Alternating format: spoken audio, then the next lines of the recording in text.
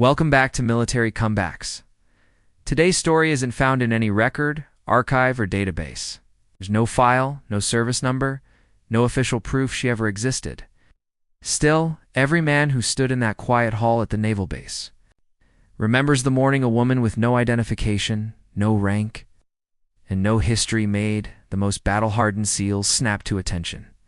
It began on a steel-cold morning at Camp Sentinel, a highly classified SEAL training facility on the West Coast.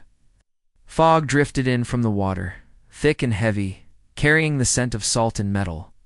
Boots pounded against soaked pavement in steady rhythm as teams pushed through their dawn drills. Then everything halted. A black SUV rolled through the front gate. No license plates, no unit markings, no escort.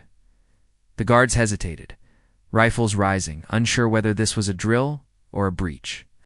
Before anyone could shout an order, the driver's window slid down. A calm, quiet voice spoke a single word. Open. It wasn't loud. It wasn't forceful. But something in it made the nearest guard's fingers shake. Not authority, something heavier. The sound of someone who had seen things that never left. The gate opened. The SUV glided forward, tires whispering over wet asphalt, and stopped. Outside the training hall, the door opened, and a woman stepped out wearing a plain black uniform. No patches, no name, no rank. Her hair was tied back, her face expressionless, her eyes distant and unreadable. Inside, the SEALs were assembling. For a classified briefing, Commander Davis, known for rigid discipline and zero tolerance for the unknown, stood at the front. When she entered, heads turned. Then the impossible happened. Commander Davis straightened, heels snapping together, and saluted her. Room went dead silent.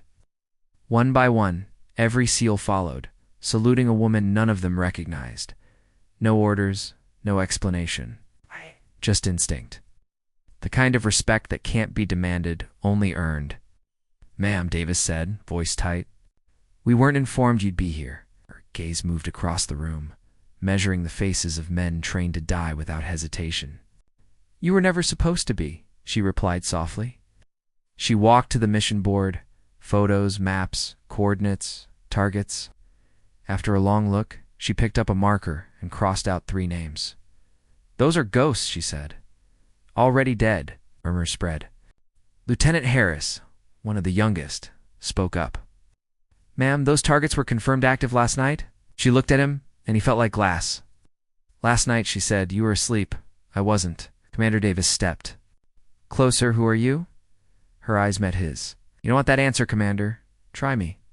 A shadow passed through her expression, pain buried deep. "I'm what's left when a mission collapses. When command needs a name erased, they send me to gather the pieces." The room stilled again. Rumors existed, whispers of operatives with no records, people the government would deny ever knowing. She placed a slim black folder on the table. Operation Black Tide. Briefing in 30 minutes. Outside. Rain had started when they stepped out. Light at first, then steady. "I saw your file," Davis said quietly. "Or what remained. You went missing in 2014. Listed KIA," she turned. "And yet, if this is legitimate, who authorized you? Authorization doesn't apply to me anymore." Her voice cracked the first fracture. "They took my name, my history, my life, but they couldn't take my memory." "What happened in 2014? Her breath slowed. "Yemen. We were sent to extract an informant. The mission was a setup." "We?" "Was bait? We knew things they didn't want known. Your team?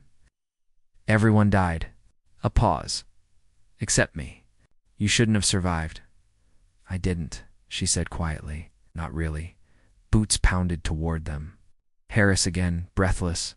"Sir, the mission board just updated. One of the crossed-out targets. Signal active. Coordinates."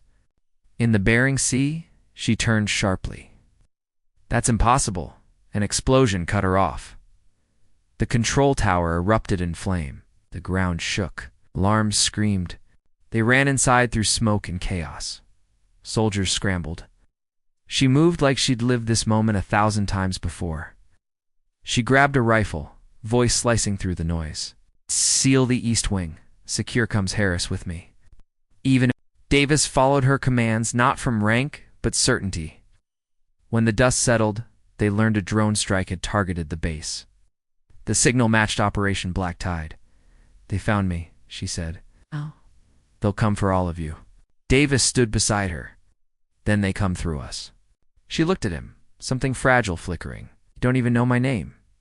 He gave a tired smile. Doesn't matter.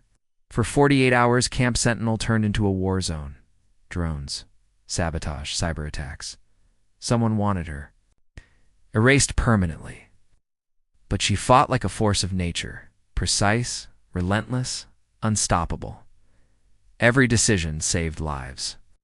Then the final strike came, a missile aimed straight at the command bunker. She ran in. She carried Harris out over her shoulders as fire consumed the structure. Her uniform burning, face streaked with blood and ash, the explosion behind her lit the sky like a second sun. She collapsed to her knees. You did it, Davis said. Kneeling beside her, you saved them. She looked at the surviving SEALs and gave a faint smile. I didn't save anyone, she whispered. I just finished it.